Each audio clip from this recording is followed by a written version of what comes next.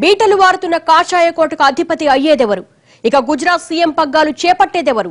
Anandiben రాజీనామాతో BJP ముందున్న సమస్యలు తీరిపోతాయా?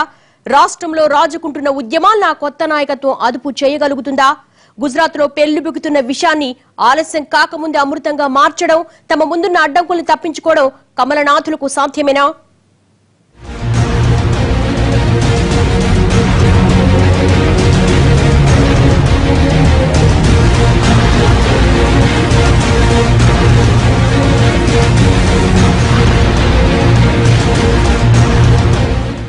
అవినీతి ఆరోపణలు దాదాపుగా అందరూ సీఎంల మీద కామన్ గానే వస్తాయి. ఆనంది మీద ఆరోపణలే కానీ ఒక్కదానికి ఆధారాలు లేవు. మరి అలాంటి పరిస్థితుల్లో ఆమెను పదవి నుంచి తప్పించడానికి వేరే కారణాలున్నాయా అన్న అనుమానాలు వినిపిస్తున్నాయి. దీనికి ముఖ్య కారణం పటేళ్ల ఆందోళనను ఆమె అదుపు చేయలేకపోవటం మొదటి కారణమైతే, దళిత ఉద్యమాన్ని కంట్రోల్ చేయలేకపోవటం మరో పెద్ద కారణం. నిజానికి గతేడాది దాద్రి ఘటన తరువాత దేశంలో అసహనం పెరిగిపోతోందంటూ కాషాయి దళం మీద బురద చల్లుతూనే ఉన్నారు. గతేడాది ఆకాశాన్నంటిన అసహన జ్వాలలు కాస్త తగ్గుముఖం పట్టాయన్న టైంలో ఊనాలో జరిగిన ఘటన మరోసారి వాటికి ఆద్యం పోసింది.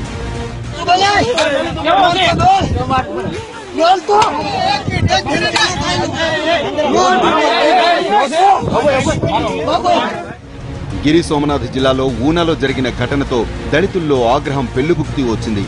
తమపై హిందుత్వ శక్తులు చేస్తున్న దాడులకు వ్యతిరేకంగా దళితులు కదం తొక్కుతున్నారు. గుజరాత్ లో గోరక్షకుల ముసుగులో జరుగుతున్న అరాచకాల్ని అంతం చేయాలంటూ పెద్ద ఎత్తున ఉద్యమాలు చేస్తున్నారు.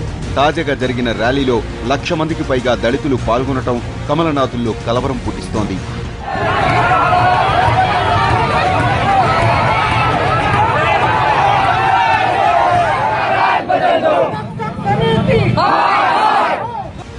ఇటీవల ఊనా గ్రామంలో చనిపోయిన ఆవు చర్మాన్ని ఒలిచేందుకు ప్రయత్నిస్తున్న 4 దళిత యువకుల్ని అర్ధనగ్నంగా కారుకు కట్టేసి గోసంరక్షణవాదులు చేసిన దాడి దేశవ్యాప్తంగా కలకలం రేపింది. దళిత యువకులు బతిమాలుతున్న కర్కశంగా ఒకరి తర్వాత ఒకరు అమానుషంగా చేసిన దాడి దళితుల్లో భయాందోళనలతో పాటు ఆగ్రహావేశాల్ని రగిల్చింది.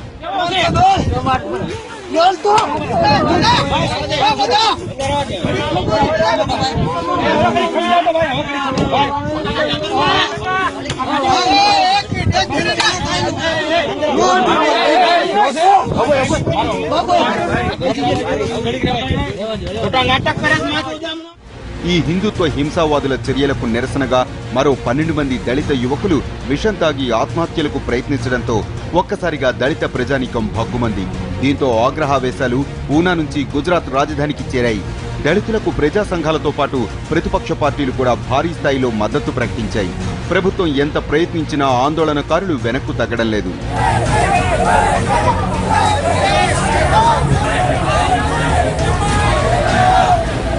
అంతేకాదు, ఈ ర్యాలీలో పాల్గొన్న దళితులు ఇప్పటికీ జంతు చర్మాలు ఒలిచే పనులు పూర్తిగా నిలిపివేస్తున్నట్లు ప్రకటించారు. ఊనా దాడిలో నిందితుల్ని పాసా చట్టం కింద అరెస్టు చేయాలని డిమాండ్ చేస్తున్నారు. గోరక్షణ పేరుతో జరుగుతున్న దాడులను పూర్తిగా నిలిపివేస్తామని రాష్ట్ర ప్రభుత్వం ప్రకటన చేసే వరకు తమ ఉద్యమం ఆగదని హెచ్చరిస్తున్నారు. ఆగస్టు 5న మరో భారీ ఆందోళన ర్యాలీకి సిద్ధమవుతున్నామని, ప్రభుత్వం దిగిరాకపోతే వచ్చే ఏడాది జరగబోయే గుజరాత్ అసెంబ్లీ ఎన్నికల్లో తమ సత్తా ఏమిటో చూపిస్తామని హెచ్చరిస్తున్నారు.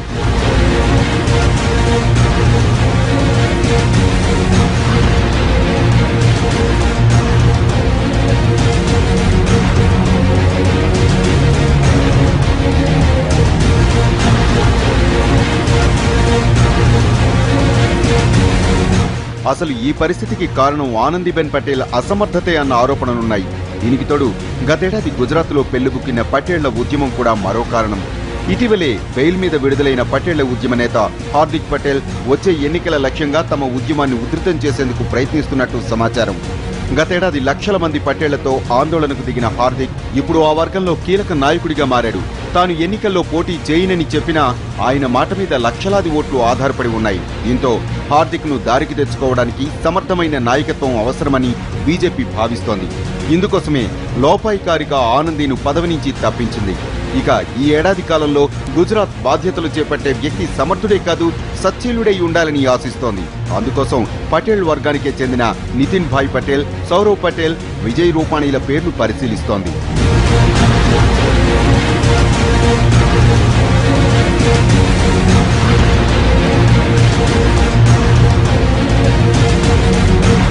ఇప్పుడున్న పరిస్థితుల్లో సీఎం పీఠం మీద ఎవరు కూర్చున్నా అధిష్టానం పర్యవేక్షణ తప్పనిసరి.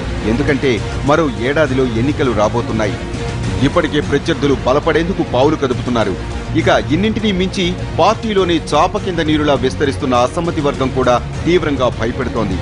ఇలాంటి టైంలో గుజరాత్ సీఎం బాధ్యతలు ఎవరికి అప్పగించినా ఇబ్బందులు తప్పవన్న ఆందోళనలు వినిపిస్తున్నాయి. అయితే పటేల్ వర్గం నుంచి వ్యతిరేకత తగ్గించుకోవడానికి ఆ వర్గానికి చెందిన నేతనే సీఎం సీట్లో కూర్చోబెట్టినా మిగిలిన వ్యవహారాలు చక్కదిద్దాల్సిన బాధ్యత మాత్రం అమిత్ షా మీదే ఉంది. రాష్ట్రంలో పరిస్థితుల్ని చక్కదిద్దుతూనే మరోపక్క ఎన్నికలకు పార్టీ శ్రేణుల్ని సమాయత్తం చేయటం ఇప్పుడు మోడీ షా ముందున్న అతిపెద్ద సవాల్. మరి దీన్ని ఎలా నెట్టుకొస్తారన్నది ప్రస్తుతానికి సస్పెన్సే. కమలనాథుల కంచుకోట బీటలు వారబోతోందా? మోడీ షా ద్వయానికి గుజరాత్ టెన్షన్